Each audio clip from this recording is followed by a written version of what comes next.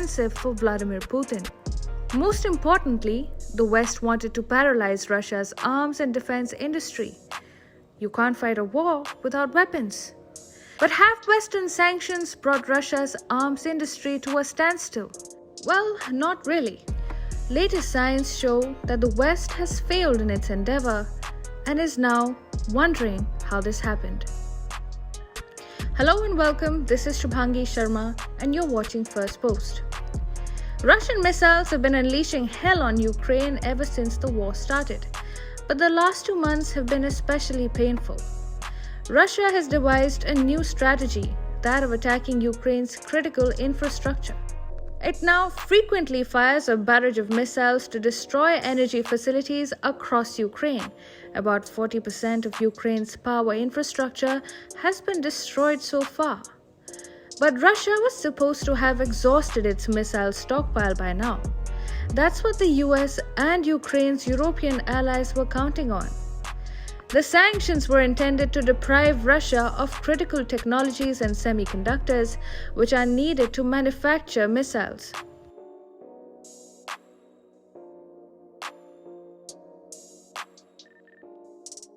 Russia hasn't been getting these critical technologies for about a year now. Yet, its missile production continues and Moscow keeps firing them on Ukraine. Now, this has left many Western experts scratching their heads.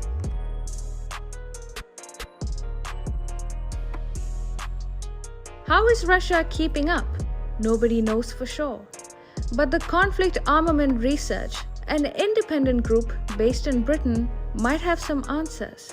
You see, some of the cruise missiles that Russia launched at Ukraine's civilian infrastructure in late November were manufactured very recently, suggesting that the West's sanctions were not really working. Experts from the Conflict Armament Research Group examined the remnants of the Kh-101 cruise missiles found in Kiev. They found that one of the missiles was made this summer and another was completed after September. There are two possible scenarios that explain how Russia is still firing missiles at Ukraine despite Western sanctions. Russia seems to have found ways to acquire semiconductors and other material required to manufacture missiles despite the sanctions. Has Moscow found alternate suppliers for such materials? And could China be one of them? There's another explanation behind Russia's missile production continuing despite sanctions. It is possible that it had significant stockpiles of components before the war began, preparing ahead of time. Doesn't that sound like something that Vladimir Putin would do? That Russian missile production is still continuing